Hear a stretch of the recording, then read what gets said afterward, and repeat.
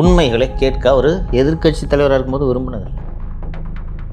நம்ம சேனலில் வந்து காழ்ப்புணர்ச்சியோட திமுகவை குறை சொல்லிக்கிட்டே இருக்கணுன்றதுக்காக நாம் இதை சொல்லலை. தொடர்ந்து பல்வேறு விஷயங்களை நம்ம சொல்லியிருக்கிறோம். இதில் ஏதாவது ஒன்றை சரி செய்து கொள்ள வேண்டும் என்று இந்த அரசு முனைப்படுத்ததாக உங்களுக்கு தோன்றியிருக்கிறதா? தனி ஒரு ஆளாக இங்கே இருக்கிற மத்திய அரசை வந்து எதிர்க்க முடியுமா திமுகவில் அப்படின்னா முடியாது. அதனால தான் வந்து இவங்க வந்து பெரியார் அந்த கேடயத்தை முன்னாடி வைக்கிறதுக்கு காரணமே முன்னாடி வைக்கிறாங்க. இன்னொன்று அந்த பெரியார்னு மீண்டும் மீண்டும் அதை சர்ச்சையாக்கி மற்ற பிரச்சனைகளிலிருந்து ஒளிந்து கொள்ள விரும்புகிறார்கள் நான் பார்க்குறேன். திமுகவில் வந்து பொதுக்குழு கூட்டமாக ஏதோ செயற்குழு கூட்டமாக ஏதோ நடந்தது.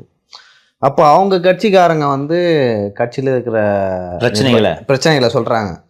சொல்லும்போது நீ என்ன பண்ணுறேன்னு எனக்கு தெரியாதா, அந்த மாதிரி வந்து கடுகடுத்த முகஞ்சோட ஆக்சுவலாக பாசிட்டிவான விஷயங்களை மட்டும்தான் ஏற்றுக்கிட்டார். அவர் நெகட்டிவாக எதையும் ஏற்றுக்க மாட்டார். அப்படி இருக்கும்பொழுது கட்சியில் நடக்கிற விஷயத்தையும் அவரோட நெகட்டிவ் விஷயத்தையும் ஹேண்டில் பண்ண முடியல. இப்போ சொசைட்டியில் இருக்கிற விஷயத்தை எப்படி அவரோட ஹேண்டில் பண்ண அவர் ஆட்சியில் எனக்கு நேரடியாக இந்த அனுபவம் இருக்குல்ல. நான் ஒரு அருள்மொழி கூட கொடுத்த நேர்காணலில் சொல்லியிருந்தேன். சிஎம்ஐ நான் பார்த்த அனுபவங்களை சொல்லியிருந்தேன். நான் சிஎம்ஐ பார்க்க போகிறீங்க சங்கர் அப்படின்னு சொன்னோன்னே கடகடன்ட்டு பேசி இருக்கிற பிரச்சனைகள்லாம் என்னென்னு நோட்ஸ் எடுத்துகிட்டு போகிறேன். குயிக்காக சிஎம்கிட்ட என்னென்னு சொல்ல முடியும்ன்ட்டு. எந்த பிரச்சனையை ஆரம்பித்தாலும் அது ஒன்றும் இல்லைங்க, பிஜேபி அப்படி தாங்க சொல்லும்.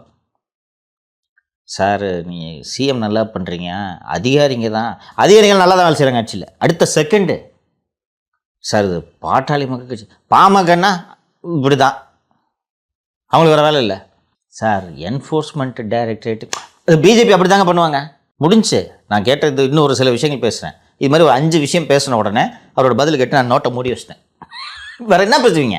இல்லை, அவர்கிட்ட யாராச்சும் வந்து சிஎம்ஆர் இருக்கீங்க ஏதோ நெகட்டிவாக உள்ள கொண்டு போவாங்க, பாசிட்டிவாக இருக்குன்னு சொல்லியிருப்பாங்க. என்கிட்ட அப்படி சொல்லி அனுப்பல, ஏன்னா நான் ரகசியமாக சந்தித்தேன். சிஎம் கிட்ட யாராவது சொல்லியிருப்பாங்க அப்படி. அதனால தான் வந்து ஒரு பாசிட்டிவான விஷயங்களை மட்டும் கேட்குறாரோ அப்படின்னு தோணுது. அதெல்லாம் ஒன்றும் இல்லைப்பா, அவர் ஆரம்பத்துலேருந்து இப்படி தான்ப்பா. ஸோ இப்படி இருக்கும்போது அப்புறம் இதை சொல்கிறேன். சார் தம்பிக்கு இன்னும் கொஞ்சம் அதிகாரம் கொடுங்கன்ட்டு உதவி பக்கத்தில் இருந்தார். தம்பிக்கு இன்னும் கொஞ்சம் அதிகாரம் கொடுங்க சார்னு சொன்னேன். அவருக்கு தான் நான் சிறப்பு திட்டமே கொடுத்துருக்கேனே, அதுக்கு மட்டும் பொறுமையாக கேட்குறாரு. அதை அப்போது நான் தெரிஞ்சுக்கிட்டேன், இவர் குடும்பத் தலைவர், இவர் அரசியல் தலைவராக ஒரு நாள் ஆக முடியாதுன்ட்டு. இது இப்போது நீங்கள் சொல்கிறது ரைட்டு, நெகட்டிவிட்டி சொல்லாதீங்கன்ட்டு யாரோ சொல்லியிருக்காங்கன்ட்டு. ஆர்கே நகர் இடைத்தேர்தல் நான் சில டிடிவி ஜெயிச்சார்ல, அந்த இடைத்தேர்தலில் 3வது இடம் போச்சு திமுக, கரெக்டுங்களா? அப்போது ஃபீட்பேக் வருது இவருக்கு, சரிங்களா? யாருமே ஒவ்வொரு முன்னாள் அமைச்சரும் போய் ஒரு நாள் பிரச்சாரம் பண்ணோம் ஆர்கே நகரில். இவங்களுக்கு தெரியும் இது என்ன பெரிய இந்த இடைத்தேர்தல்னு சொல்லிட்டு அங்கே வரக்கூடிய அமைச்சர்கள் இப்போ ஒரு எம்ஆர்கே பன்னீர்செல்வத்துக்கு ஒரு நாள் அன்றைக்கி டியூட்டின்னு வச்சுங்களேன். அவர் ஒரு 11 மணிக்கு வருவார். வந்துட்டு முரசொலி ஃபோட்டோகிராஃபர் எங்கப்பா அப்படின்னு கேட்பார். அண்ணா இதாக இருக்கேன் என்னன்னா முரசொலி ஃபோட்டோகிராஃபருக்கு காசை கொடுத்துட்டு போயிடுவார். அவ்வளோதான், ஒரு 1/2 மணி நேரம் நின்று போயிடுவார். முரசொலியில் ஃபோட்டோ வந்துச்சுன்னா இவர் எம்ஆர்கே பன்னீர்செல்வம் இன்று ஆர்கே நகரில் பிரச்சாரம் செய்தார்ன்ட்டு. போயிட்டு வர்றவங்க கிட்டலாம் ஒருத்தட்டே கேட்குறாரு. அருகே இருந்த ஒருவர் சொன்னது, அப்போ தான் துரைமுருகன் இதை சொன்னது. அண்ணா என்னென்ன ஆர்கே நகர் எப்படி தம்பி போனேன், தூங்கும்போது கூட விரலை நீட்டிக்கிட்டே தூங்குறான் தம்பி, எப்போ தேர்தல் வரும் தளபதிக்கு ஓட்டு போடணும்னு சொன்னோன்னா சந்தோஷமாக சிரிக்கிறார். அடுத்து செல்வ கணபதி நின்றுருக்கார். அவர்கிட்ட என்னண்ணே அப்படி என்னங்க அப்படின்னு சொல்லிட்டு கேட்டோன்னா அவர் அண்ணே 100% ஆர்கே நகரில் நம்ம ஜெயிக்கிறோம், இதை மட்டும்தான் சொன்னாங்க அவர்கிட்ட. சொன்ன உடனே அதுக்கப்புறம் ரிசல்ட் வரும்போது தான் தெரிஞ்சுக்கிறார்.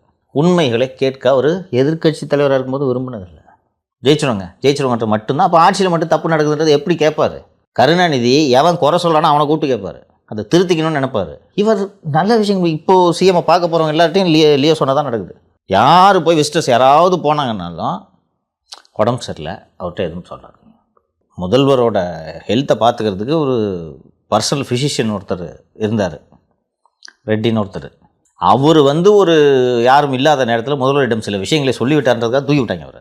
அவர் காதுக்கு எந்த விஷயம் அந்த சின்ன பிள்ளைங்க சொல்லுதில்ல, உங்கள் ஆட்சி தான் திரும்பி வரணும்னு, இது 8 கோடி மக்களின் மனநிலை என்று முதல்வர் உள்ளபடியே நம்பிக்கொண்டிருக்கிறார். நம்ம சேனலில் வந்து காழ்ப்புணர்ச்சியோட திமுகவை குறை சொல்லிக்கிட்டே இருக்கணுன்றதுக்காக நாம் இதை சொல்லலை. தொடர்ந்து பல்வேறு விஷயங்களை நம்ம சொல்லியிருக்கிறோம். இதில் ஏதாவது ஒன்றை சரி செய்து கொள்ள வேண்டும் என்று இந்த அரசு முனைப்படுத்ததாக உங்களுக்கு தோன்றியிருக்கிறதா? இன்னொரு விஷயம் அடுத்தது இன்னைக்கு நம்ம பேச இருந்த விஷயம், அவங்க முனைப்பு எடுத்திருக்காங்க, நம்ம கேஸ் போட்டு இதையும் அவர் அனுமதிச்சிருக்க கூடாது, கரெக்டுங்களா? ஆமாம், விட்டுருக்கணும். அவர் அனுமதிச்சிருக்க கூடாது. ஒரு சீஃப் மினிஸ்டர் கலைஞர் இதை செய்திருக்க மாட்டார். அவர் இதை அனுமதிச்சிருக்க கூடாது. இது நமக்கு பேக் ஃபயர் ஆகும். நீங்கள் போட்டிங்கன்னா திருப்பி வந்து பேசுவாங்க. நாளைக்கு நீங்கள் பொய் வழக்கு போட்டிங்கன்னா இதுவும் அவப்பெயர் ஆகும், பண்ணாதீங்க அப்படின்னு அவர் தடுத்துருக்கணும். அவருக்கு தெரியவே தெரியாதே. ஆக்சுவலாக இப்போ சில விஷயங்களை படித்தேன், சில நேர்காணலாம் பார்த்தேன். கலைஞர் இருக்கும்பொழுது வந்து அப்பயும் பிஜேபி ஆட்சியில் இருந்தாங்க. அப்போ வந்து பெருசாக வந்து இது பெரியார் மண், பெரியார் பூமி, நாங்கள் கொள்கைவாதிகள் அப்படின்னு பேச மாட்டார். கலைஞர் வந்து தனி ஒரு ஆளாக டிஃபெண்ட் பண்ணார். இங்கே மக்களும் வந்து அரசியல்படுத்தப்பட்டிருக்கிறார்கள். தற்போது ஏன் தொடர்ந்து வந்து பெரியார் மண்னு சொல்கிறாங்க?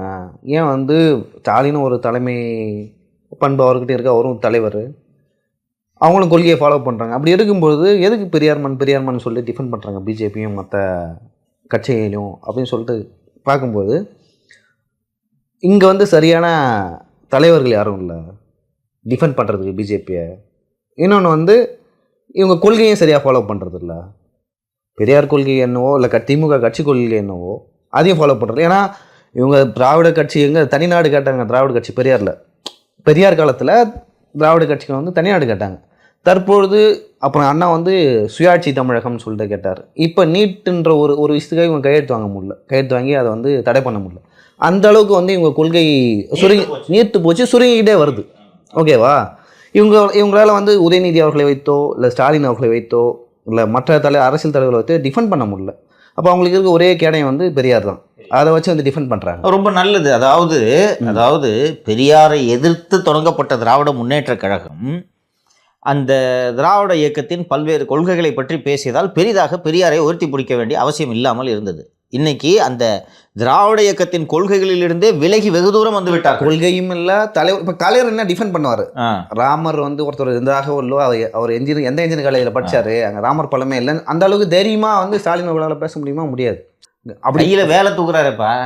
முடியாது, என்னை எவனாலும் அடிக்க முடியாது, நான் திருப்பி அடிச்சா தாங்க மாட்டேன் அப்படின்னு சொல்லிட்டு அப்பவே சொன்னார் கலைஞர். சில பேட்டிகளை நீங்கள் பார்த்துருக்கலாம்.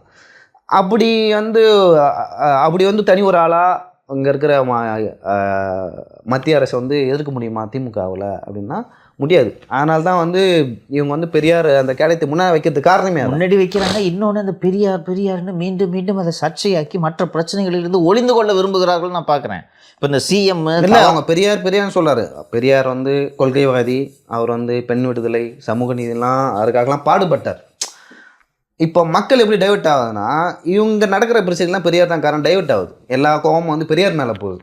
இன்னும் சொல்ல போனோன்னா பேசி திட்டு வாங்கி கொடுக்குறாங்க பெரியார் மேலே இருந்த அந்த மரியாதை எல்லாம் வந்து இவங்களால கெடுது. அண்டு முதல்வர் சரியாக கவனம் செலுத்தாத காரணத்தினால் ரொம்ப ஒரு முக்கியமான விவகாரம் சத்தமில்லாமல் சிக்கலாகி கொண்டிருக்கிறது. ஒரு 2 மாதங்களுக்கு முன்னால் நாமளும் நம்ம சேனலில் பேசியிருக்கிறோம். சாம்சங் தொழிலாளர் பிரச்சனையும் உங்களுக்கு நினைவு இருக்குன்ட்டு நினைக்கிறேன். இந்த சாம்சங் தொழிலாளிகள் வந்து இந்த அடிப்படை வசதிகள், கழிவறை உள்ளிட்ட அடிப்படை வசதிகள் குறித்து பல்வேறு கோரிக்கைகள்லாம் வைத்த பிறகு இறுதியாக அவர்களுக்கு நிலுவையில் இருந்த அந்த கோரிக்கை என்பது சாம்சங் சங்கத்துக்கான அங்கீகாரம், சாம்சங் தொழிலாளிகள் சங்கத்துக்கான அங்கீகாரம். சாம்சங் நிறுவனம் என்ன சொன்னது? சங்கத்து பேரில் சாம்சங் இருக்கக்கூடாது, நீ வெறும் தொழிலாளர் சங்கம்னு வச்சுக்க அப்படின்னு சொல்லி நீண்ட போராட்டம் நடந்து கிட்டத்தட்ட திராவிட முன்னேற்ற கழகத்தின் ஒரு அணியாக மாறிப்போன தமிழக மார்க்சிஸ்ட் கம்யூனிஸ்ட் கட்சி முதல் முறையாக தொழிலாளிகளின் நலனுக்காக தொழிலாளர் விரோத திமுக அரசுன்ட்டுலாம் விமர்சனம் செய்து அதற்கப்புறம் சாம்சங் பிரச்சனையை தீர்த்து வைத்த முதல்வருக்கு நன்றின்னு போனாங்க எல்லாம். அதற்கு பிறகு பார்த்தா ஸ்ட்ரைக் முடிஞ்சு எல்லாம் விட்ரா பண்ணிட்டு போய் சேர்ந்துட்டாங்க. அதுக்கப்புறம் பார்த்தா தமிழ்நாடு கவர்மெண்ட்டு தனது தொழிலாளர் துறையின் மூலமாக அந்த சாம்சங் தொழிற்சங்கத்துக்கு அனுமதி தராமல் இழுத்து வந்ததுன்றது நமக்கு பின்னாளில் தெரிய வந்தது. ஸ்ட்ரைக் இப்போ தானே முடிஞ்சிச்சு, திருப்பி ஒரு ஸ்ட்ரைக்கு தொடங்க முடியாதுல்ல. இதில் என்ன சிக்கல்னா, ஒன்று உறுதியாக சங்கம்லாம் கிடையாது அப்படின்னு கூட்டணி கட்சிக்கிட்ட கூப்பிட்டு சொல்லணும். சங்கம்லாம் அனுமதி கொடுக்க முடியாது, புரியுதுங்களா? நான் பல பன்னாட்டு நிறுவனங்கள் இங்கே முதலீடு செய்து வரணும்னு சைக்கிள்லாம் ஓட்டி அமெரிக்கா வரைக்கும் போய்ட்டு நான் முதலீடு கேட்டுக்கிட்டு இருக்கேன். நீங்கள் இந்த மாதிரி இங்கே சங்கங்கள்லாம் வச்சுக்கிட்டீங்கன்னா எவனும் வரமாட்டான். இது யதார்த்தம். இங்கே சங்கம் வலுவாக இருக்குது, ட்ரேட் யூனியன் வலுவாக இருக்குன்னு சொன்னாலே அவனை இன்வெஸ்ட்மெண்ட்டுக்கு வரமாட்டான். ஏன்னா சாம்சங் எங்கேயுமே உலகத்தில் வந்து அந்த மாதிரி இல்லையா? இல்லை எங்கேயுமே தொழிற்சங்கத்தை அனுமதிச்சதில்லை சாம்சங். ஓகேங்களா? ஸோ ஒன்று உறுதியாக அந்த நிலைப்பாட்டை எடுக்கணும். கூட்டணி கட்சியை கூப்பிட்டு இது பாருங்கள் விட்டுருங்க, ஓகேங்களா? எங்களுக்கு இன்வெஸ்ட்மெண்ட்டும் முக்கியம். நாங்கள் எங்கள் பீரியடில் நிறைய இன்வெஸ்ட்மெண்ட் வந்துச்சு, நிறைய வேலைவாய்ப்பை உருவாக்கணுன்றதை நாங்கள் நிறுவ விரும்புகிறோம். உங்களோட பிடிவாதத்தால் இப்போ சாம்சங் இஷ்யூ, ஏன்னா சாம்சங் இஷ்யூ இன்டர்நேஷ்னல் இஷ்யூ இல்லைங்களா? உலகம் முழுக்க சாம்சங் இருக்குது. ஸோ அதனால் இதை விட்டுருங்கன்ட்டு நீங்கள் அவங்கள கன்வின்ஸ் பண்ணியிருக்கலாம். நீங்கள் ஆங்கிலத்தில் வந்து you cannot have butter on, வறுமை காலத்தில் 2 சைடும் ரொட்டிக்கு வெண்ணெய் கிடைக்காதுன்றது you cannot have butter on both sides of the பிரெட்னு சொல்லுவாங்க. நீங்கள் மார்க்சிஸ்ட்டுகளுக்கும் நண்பராக இருக்க முடியாது, சாம்சங்குக்கும் ஒரே நேரத்தில் எப்படி நண்பராக இருக்க முடியும்?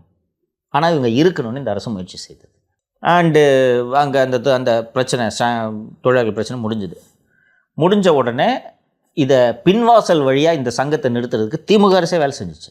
திமுக அரசின் தொழிலாளர் நலத்துறை அந்த சாம்சங் சங்கத்துக்கான அந்த பதிவை அங்கீகரிக்காமல் பெண்டிங்கில் போட்டாங்க. தொழிலாளிகள் சென்னை உயர்நீதிமன்றத்தை அணுகுகிறார்கள். சென்னை உயர்நீதிமன்றம் 4 வாரங்களுக்குள் நீங்கள் முடிவெடுக்க வேண்டும்னு தொழிலாளர் நலத்துறை ஆணையருக்கு உத்தரவு போட்டோன்னே அந்த 4 வாரங்கள் முடியும் தினத்தன்று சாம்சங் சங்கத்துக்கு பதிவுக்கு அங்கீகாரம் தருகிறார்கள். சரி, மேட்ரு முடிஞ்சிச்சுன்னு பார்த்தா சாம்சங் நிறுவனம் சும்மா இருக்குமா? முக்கியமான நிர்வாகிகளை சஸ்பெண்ட் பண்ணிச்சு. லியோ 4 நாளாக ஸ்ட்ரைக் நடந்துட்டுருக்கு. இன்னும் பெரிய அளவில் ஊடக கவனம் பெறல. போன வாட்டி கிடைச்ச மாதிரி கவரேஜ் வரல. 4 நாளாக ஸ்ட்ரைக் நடக்குது.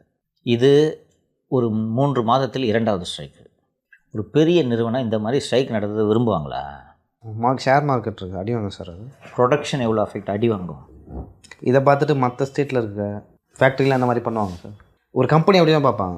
அது தப்புன்னு சொல்ல முடியாதுல்ல. முடியாது. ஏன்ப்பா உலகத்தில் எங்கேயுமே எந்த நாட்டிலையும் சாம்சங் தொழிற்சங்கத்துக்கு அங்கீகாரம் கொடுக்கல. தமிழ்நாட்டில் ஸ்ரீபெரும்புதூரில் ஒரு தொழிற்சங்க அங்கீகாரம் வாங்கியிருந்துச்சுன்னா சாம்சங் நிறுவனத்தின் இதர நாடுகளில் இருக்கக்கூடிய தொழிலாளர்கள் இந்த உரிமையை கோருவார்களா மாட்டார்களா? கோருவாங்க. ஸோ சாம்சங்கு இந்த ஃபேக்ட்ரியை மூடினாலும் சரி நான் சங்கத்துக்கு அங்கீகாரம் கொடுக்க மாட்டேன்ட்டு தான் செய்வாங்க. கரெக்டுங்களா? அது ஒரு தீவிர வலசாரினாது சாம்சங். கொரியா, தென்கொரியா. ஸோ இப்போது இந்த பிரச்சனைக்கு உங்களால் சொல்யூஷன் கண்டுபிடிக்க முடிஞ்சா? இது வெறும் சாம்சங் இஷ்யூவை பார்க்கக்கூடாது. இது ஒரு தமிழ்நாட்டோட இன்வெஸ்ட்மெண்ட் சார்ந்த விஷயம். ரெண்டுக்கும் நடுவில் நீங்கள் ஒரு பேலன்ஸை எடுக்கணும். அதான் இன்வெஸ்ட்மெண்ட்டு இதுதான் முக்கியம் அப்படின்னு நீங்கள் சொன்னீங்கன்னா கூப்பிட்டு சிபிஎம் கிட்ட முடியாது.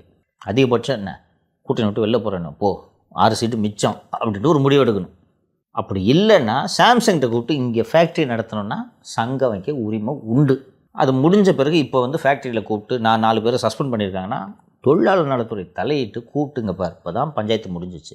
திருப்பி அவங்கள நீங்கள் நோண்டி விட்டீங்கன்னா இப்போ ஸ்ட்ரைக்கில் உட்காந்துட்டாங்க. பிரச்சனை பண்ணாதீங்க. ஸ்ட்ரைக்கு முன்னாடியே நீங்கள் முடிக்கணும் அரசு இல்லையா? போய் திருநெல்வேலி அல்லா தின்னு இருக்கிறீங்க. லாண்ட் ஆர்டர்லாம் விட சிக்கலான விஷயம். ஒரு லியோ சொன்ன மாதிரி யார் இன்வெஸ்ட் பண்ண வருவா புதுசாக? ஸோ ஏற்கனவே பேசணும் கூட டாவோஸில் எந்த ஒரு இன்வெஸ்ட்மெண்ட்டும் வரல அப்படின்னு. ஸோ இன்வெஸ்ட்மெண்ட்லாம் வரணுன்னா இந்த மாதிரி இங்கே இருக்க ஃபேக்ட்ரிகளுக்கெல்லாம் எந்த சிக்கலும் வரக்கூடாதுமா. இது செய்தியாகக்கூடாதுமா. ரெண்டையும் பேலன்ஸ் பண்ணுமா. உலகத்தில் எந்த நாட்டிலும் சாம்சங் தொழிற்சாலையில் தொழிற்சங்கம் இல்லை. தமிழ்நாட்டில் மட்டும் வச்சோன்னா நாளைக்கு எல்லா நாடுகளில் வரும் இந்த சிக்கல். அவன் விடுவான், அவன் பன்னாட்டு நிறுவனம். சாம்சங் இது ஒரு ஃபேக்ட்ரி பூட்டிட்டு போகிறதுனால அவனுக்கு ஒன்றும் பெரிய நஷ்டம்லாம் ஆகிடாது. ஆனால் ப்ரெஸ்டீஜாக பார்ப்பாங்க. அதை எங்கேயுமே இல்லை, இங்கே மட்டும் என்ன நம்மளை சங்கம் வைக்க இது பண்ணுறாங்க. ஃபோர்டு மூடிட்டு போயிட்டாங்க ஏற்கனவே, நினைவு இருக்கா? காலியாக கிடக்குது அந்த இடம். அடுத்து இவங்களும் மூடுனாங்கன்னா இது ஒரு ஒரு ஒரு தமிழ்நாடு இன்வெஸ்ட்மெண்ட் ஃப்ரெண்ட்லி ஸ்டேட் இல்லைன்ற நிலைமை உருவாக்குமா? இன்று கேரளாவில் முதலீட்டாளர் மாநாடு நடக்கிறது. கம்யூனிஸ்ட் அரசு தானே. முதலீடு இல்லைன்னா நீங்கள் எப்படி மாநிலத்தை நடத்துவீங்க? அது எவ்வளோ முரண் தெரியுங்களா? ஒரு கம்யூனிஸ்ட் அரசு முதலீட்டாளர்கள் மாநாட்டை நடத்துறதே எவ்வளோ பெரிய முரண். இன்னைக்கு பேப்பர்ல எல்லாம் ஆட் வந்துருக்கு. பார்த்தேன். அப்போ இன்றைக்கி ஒரு கம்யூனிஸ்ட் அரசு, மார்க்சியம் பேசக்கூடிய, தொழிலாளர் உரிமை பேசக்கூடிய ஒரு கட்சி நடத்தக்கூடிய ஒரு அரசு நீங்கள் தனியார் முதலாளிகளை முதலீடு செய்யுங்கள் என்று வரவேற்கிறது என்றால் உலகம் என்று அப்படி மாறிவிட்டது. தாராளமய பொருளாதாரத்தில் நீங்கள் மாறிவிட்டது. அப்போது நீங்கள் இதில் ஒரு நிலைப்பாடு எடுக்கணும். இப்போ ஒரு 2 இன்வெஸ்டர்ஸ் வராங்கய்யா, ஒரு பெரிய இன்வெஸ்டர்ஸ், ஒரு 1000 கோடிக்கு முதலீட்டோட கேரளாவுக்கு ஒரு நிறுவனம் வருது. கம்யூனிஸ்ட் சங்கத்தை நீங்கள் அடக்கி வைக்கணும், அங்கே எங்களுக்கு பிரச்சனை கொடுக்கக்கூடாதுன்னு சொன்னால் பினராயி விஜயன் என்ன சொல்லுவார்? தொழிலாளர் உரிமை தான் முக்கியம், நீ துட்டு தேவையில்லைன்னு சொல்லுவார? சொல்ல மாட்டார். அப்புறம் இது எவ்வளோ முக்கியமான விஷயம். டிஆர்பி ராஜா மாதிரி போன்ற நபர்கள்கிட்ட நீங்கள் இதை கொடுத்து நீ இதை ஹேண்டில் பண்ணுன்னா இப்படி தான் முடியும். இந்த பிரச்சனையை அந்த தொழிலாளிகள் போராடி கொண்டிருந்த போது சாம்சங்லேருந்து 4 ஜூனியர் ஆர்டிஸ்ட்டை விட்டு வீடியோ எடுத்து விட்டாங்க. ஐடிவிங் சார் ஞாபகம் இருக்கா? அது உங்களுக்கு பிரச்சனைக்கு சொல்யூஷன். அது இன்னும் கோவப்படுத்துச்சு போராட்ட தொழிலாளர்கள். நாங்கள் இங்கே ராத்திரி போகலாம் உட்காந்து போராட்டம் பண்ணுறோம், 2 ஜூனியர் ஆர்டிஸ்ட்டுக்கு யூனிஃபார்ம் போட்டு விட்டு நீ நாங்கள் சாம்சங் நல்ல நிறுவனம் பண்ணிட்டு இருக்கோம், இன்னும் கடுப்பானாங்க. ஸோ அரசு ஊழியர்களுக்கு இப்போ ஒரு ஓய்வூதியம் கொடுத்துட்ருக்காங்க. பட் அவங்க ஓல்டு பென்ஷன் ஸ்கீம் வேணும் அப்படின்னு கேட்டுட்ருக்காங்க. இதுக்கு நடுவில் இந்த ஓல்டு பென்ஷன் ஸ்கீம், இப்போது அவங்க கொடுத்துட்ருக்க pension scheme, national pension scheme, இந்த 3த்தையுமே 6000க்கு ஒரு குழு போட்டிருக்கோம் அப்படின்னு சொல்லிட்டு தமிழ்நாடு அரசு சொன்னாங்க. கக்கன்தீப் சிங் பேடி அவர்கள் தலைமையிலான குழு, கரெக்ட், 3 பேர் அவங்க கொடுத்துருக்காங்க. அரசு ஊழியர்கள் இந்த குழுவை நிராகரிச்சிருக்காங்க. அவங்க என்ன சொல்கிறாங்கன்னா இது எப்படி இவங்க பென்ஷன் கொடுக்க போகிறது இல்லை. ஸோ அதுக்காக இதை போஸ்ட்பான் பண்ணுறதுக்காகவே போட்டிருக்க ஒரு குழு 9 மாதம்னு சொல்லியிருக்காங்க. அதுக்கப்புறம் கோட் ஆஃப் கான்டாக்ட் எலெக்ஷனில் வந்துடும், அதெல்லாம் சேர்ந்து இவங்க கொடுக்கக்கூடாதுன்னு முடிவு பண்ணிட்டாங்க. ஸோ ஏற்கனவே அவங்க சொன்னதை திரும்பவும் ரெட்ரேட் பண்ணியிருக்காங்க. அதாவது உங்களை எதிர்க்கட்சி தலைவராக நாங்கள் அமர வைக்கிறோம் அப்படின்னு. நேற்று நான் சொன்னேன் கவர்மெண்ட் சொல்லிட்டு ஏமாற்ற முடியாது, கண்டுபிடிச்சிடுவாங்க. நேற்று நம்ம நிகழ்ச்சியில் சொன்னாங்க, புரிஞ்சு போச்சா? அவங்க வந்து வேங்கை வயல் மக்கள் நினச்சிட்டாங்க கவர்மெண்ட். இல்லைப்பா, என்னப்பா அவ்வளோ ஏன் பச்சைவைங்கப்பா, இவங்க தான்ப்பா அரசு இயந்திரத்தை நடத்துறது. நீ அவங்களுக்கே கமிட்டி போட்டு ஒரு அல்வாவை கிண்டி அவங்களுக்கு உங்கள் அரசு ஊழியர்களுக்கு நீங்கள் கொடுத்தீங்கன்னா எப்படிப்பா அவங்க ஏற்றுப்பாங்க? அந்த குழுவுக்கு எதிர்ப்பு தெரிவித்து கருப்பு பேஜ் அணியிறதுன்றது ஒரு அனௌன்ஸ்மெண்ட் தனியாக வருது. முதல்வர் கொடுத்த வாக்குறுதிகளை நிறைவேற்றாமல் ஏமாற்று முதல்வராக இருப்பதனால் அவருக்கு எதிர்க்கட்சி தலைவர் பதவியை பரிசாக அளிக்கப் போகிறோன்னு திருப்பியும் ஒரு அறிக்கை விட்டுருக்காங்க. நீங்கள் அவங்க வந்து இவ்வளோ தெளிவாக சொல்கிறாங்களே, கமிட்டி இப்போ ஃபார்ம் பண்ணி 9 மாதத்தில் அறிக்கை கொடுக்கணும்னா நார்மலாக எல்லா கமிட்டியும் 2 மாதம் 3 மாதம் எக்ஸ்டென்ஷன் எல்லா கமிட்டியும் கேட்கும். இல்லைனா கவர்மெண்ட் சொல்லியாங்க 3 மாதம் எக்ஸ்டென்ஷன்கள் இப்படி கேட்க வைப்பாங்க. இது மாதிரி எத்தனை கமிட்டி அரசு ஊழியர்கள் பார்த்துருப்பாங்க. அரசு ஊழியர்கள் தானே அந்த குழுவிலையும் வேலை செய்கிறது. எத்தனை ஆட்சியை பார்த்துருப்பாங்க தெரியாது. நீ அவங்கக்கிட்ட போய் இந்த வேலையை பண்ணிங்கன்னா அவ்வளோ முட்டாளாவா இருப்பாங்க இந்த கவர்மெண்ட்டில்? சாத்தியமே இல்லைன்ட்டு உங்களது நிதியமைச்சர் சட்டப்பேரவையில் சொன்னது பேரவை குறிப்புகளில் பதிவாகி இருக்கிறது. வாய்ப்பே இல்லைன்ட்டார். அப்போ நீங்கள் குழு போட்டிங்கன்னா தேர்தல் வருது. இன்னும் குறிப்பாக குழு போட்டதுக்கு ரீசன் என்னென்னா, பிப்ரவரி 25 அன்று ஒரு நாள் தற்செயல் விடுப்பு போராட்டம். மார்ச் மாதம் மாவட்ட தலைநகரங்களில் முற்றுகை போராட்டத்தை ஜாக்டோஜியோ அறிவித்திருக்கிறது. இதை ஒத்தி போகிறதுக்கு இது. இன்னொன்று, நான் ஒரு அட்மினிஸ்ட்ரேஷன் பாயிண்ட் ஆஃப் வியூவில் சொல்கிறேன், அரசு தனது பலவீனத்தை வெளிப்படுத்தக்கூடாது. புரியுதுங்களா? ஜெயலலிதா என்ன பண்ணார் ஞாபகம் இருக்கா? அது தவறு. முழுக்க முழுக்க தொழிலாளர் விரோத மனிதாபிமானமற்ற ஒரு செயல். ஆனால் ஜெயலலிதா என்ன நிலைப்பாடு எடுத்தாங்க? ஸ்ட்ரைக்கா? போ வீட்டுக்கு. 1.5 லட்சம் பேரை டிஸ்மிஸ் பண்ணாங்க ஞாபகம் இருக்கா? சரிங்க. அந்த 2001 2006 அந்த கவர்மெண்ட்டில் டிஸ்மிஸல் எப்படி தெரியுமா? டெஸ்மா என்ற எமர்ஜென்சி சர்வீசஸ் மெயின்டெனன்ஸ் ஆக்ட்னு நினைக்கிறேன். டெஸ்மா என்ற அந்த சட்டத்தின் அடிப்படையில் எப்படி தெரியுமா டிஸ்மிஸல் எப்படி நடந்துச்சு தெரியுமா? ஒரு ஆஃபீஸில் 30 பேர் இருக்காங்க. அட்டண்டன்ஸ் எடுத்து 30 பேரையும் ஒரு பேப்பரில் டைப் பண்ணி கீழ்கண்ட நபர்கள் பணி நீக்கம் செய்யப்படுகிறார்கள் நோட்டீஸ் போர்டு ஒட்டிடுவாங்க. நீங்கள் போனீங்கன்னா உங்கள் பேர் டிஸ்மிஸல் இருக்குது, நாலு வேலைக்கு வருதுன்றாங்க. தலைமைச் செயலகம் ஸ்தம்பித்தது. செக்ரட்டரி பூரா காலி. டிஸ்மிஸ் தம்பிச்சிருந்தம்மா. அப்புறம் டிஸ்மிஸ் பண்ணோன்னு வேலை பார்க்குறதுக்கு ஆள் வேணும்ல. மேடம் செக்ரட்டரியே காலியாக இருக்குது. அப்பா நியூ பீப்புள். எப்படி அப்பாயின் பண்ணுறது? எம்ப்ளாய்மெண்ட் எக்ஸ்சேஞ்சில் பதிவு பண்ணி வச்சுருக்காங்களா, அப்பாயின் பண்ணு. அப்புறம் நீதிமன்றத்துக்கெலாம் போய் அவங்க நீதிமன்றம் அவங்களை திருப்பி வேலையில் எடுன்னு சொன்னோன்னே ஏற்கனவே அப்பாயின் பண்ணுங்களா என்ன பண்ணுவீங்க? அவங்கள தான் தூக்கி டாஸ்மாகில் போட்டாங்க. அவர்கள் அப்போது எல்லாம் பட்டதாரிகள்.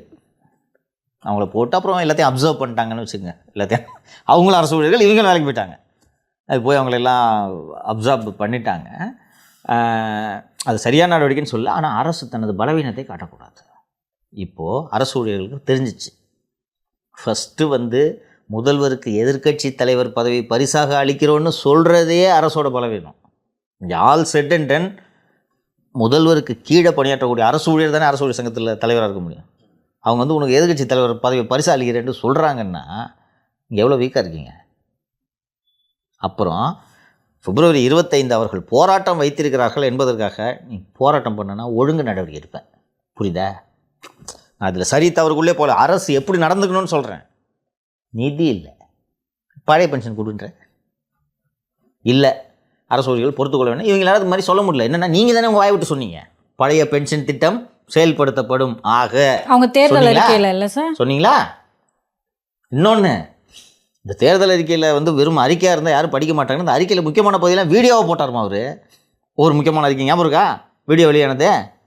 இப்போ எந்த முகத்தை வச்சுட்டு இவங்க மேலே நடவடிக்கை எடுப்பேன்னு சொல்லுவீங்க? இதுதான் சிக்கல். எடப்பாடி இவ்வளோ போராட்டம்லாம் நடக்குது, அரசு ஸ்ட்ரைக்கில் இறங்கட்டுமே. எடப்பாடி பழனிசாமி வாயிலிருந்து பழைய ஓய்வூதிய திட்டம் தரேன்ட்டு ஒரு வார்த்தை வாங்குங்கம்மா. நீங்கள் வாங்க. அவர் இப்போ வரைக்கும் சொல்லவே இல்லையா? எதிர்கட்சியில் நாங்கள் வந்தால் கொண்டு வருவோம் சொல்லவே இல்லை. சொல்லுங்கள். கொடுக்கக்கூடாது ஒரு தலைவர்.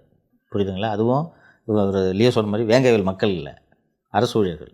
இது ஒரு நல்ல தலைவர் கணக்கு தர மாட்டேங்க. நீங்கள் லியோ சொன்ன மாதிரி ஸ்ட்ரைக்கிலே அவங்க இறங்கட்டுமே சொல்ல மாட்டார். ஓல்டு பென்ஷன் ஸ்கீமை நாங்கள் தர்றோன்னு சொல்ல மாட்டார். அது எவ்வளோ இம்ப்ராக்டிக்கல்ன்றது அவருக்கு தெரியும். ஆராயலாம், பேசலாம், அவ்வளோதான். ஸோ இப்போ இவங்க வந்து போராட்டம் நிச்சயமாக நீங்கள் வந்து ஒரு கமிட்டி போட்டு 9 மாதத்தில் அறிக்கை கொடுன்னு சொல்லும்போதே நீங்கள் வீக்குன்றதை கவர்மெண்ட் வந்து புரிஞ்சுக்கிட்டாங்க. நீங்கள் ஏமாத்துறீங்கிறதையும் புரிஞ்சுக்கிட்டாங்க. இது இன்னும் கோவப்படுது அவங்கள. கூப்பிட்டு பேசி, பாஸ் துட்டில் பாஸ் கொஞ்சம் பொறுத்துங்க பாஸ், எப்படி பாஸ் அதெல்லாம் கொடுக்க முடியும்னு அவங்க பதிலுக்கு என்ன கேட்பாங்க? அப்போ இந்த 15 நாள் சரண் விடுப்பு அதையாவது கொடுங்க அப்படின்னு கேட்பாங்க. சரிப்பா, ஓல்டு பென்ஷனை பற்றி பேசாதீங்கப்பா, இந்த சரண் விடுப்பு இந்த வருஷத்துலேருந்து கொடுக்குறோன்னா கொஞ்சம் அவங்க கோபம் குறையும். இதுதான் அரசு நடத்துகிற விதம் இல்லையா? ஓல்டு பென்ஷன் ஸ்கீம் கொடுக்க முடியாது நான் சொல்கிறேன். அப்போ அந்த கோரிக்கை கொடுங்க. சரி, அப்போ ஏதாவது உங்களுக்கு கொடுங்கன்னா இது கொடுக்குறோங்க. காலியான பணியிடங்களை நிரப்புகிறோன்னு சொல்லிட்டு டிஎன்பிசி விட்டு ரெக்ரூட்மெண்ட் டெம்பரரி, அவங்களுக்கும் சந்தோஷம். சரி, நம்ம கோரிக்கையிலே 2 கோரிக்கையை அரசு ஏற்றுக்குன்னு திருப்பி பழையபடி நமது அரசுன்ட்டு உருட்டிட்டு போயிருப்பாங்க இல்லைங்களா? அதை விட்டுட்டு நீங்கள் இவங்களை ஏமாத்துறதுக்கு ஒரு கமிட்டி போட்டு, அவங்களும் அரசு கமிட்டி போட்டு விட்டது, நம்ம கமிட்டியோட முடிவில் இவங்க அதை செய்வாங்கன்னு நம்பிக்கை வாங்கலாம். இப்படி எல்லாவற்றிலும் தவறு செய்கிறார்கள் தெரியுதுங்களா? அடுத்தது சொல்கிறேன். ஊதிய உயர்வு மற்றும் பணி நிரந்தரம் கேட்டு டாஸ்மாக் ஊழியர்கள் போராட்டத்தை தொடங்கிட்டாங்க. அவங்க ஒரு வித்தியாசமாக சேல்ஸ் அஃபெக்ட் ஆகக்கூடாதுன்றதுக்காக காத்திருப்பு போராட்டம்ன்ற மாதிரி, அதாவது பார்ஷலாக ஒரு 2 பேர் இருக்க வேண்டிய கடையில் ஒரு ஆளுன்ற மாதிரி அவர்கள் ஒரு போராட்டத்தில் இறங்கியிருக்கிறார்கள். அடுத்து போக்குவரத்து தொழிலாளிகள் விரைவில் போராட்டத்தில் ஓய்வூதியம் உள்ளிட்ட கோரிக்கைகளோடு இறக்குவார்கள். ஒரு அரசு பலவீனம்னு தெரிஞ்சிச்சுன்னா எல்லா தரப்பும் நெருக்கும்.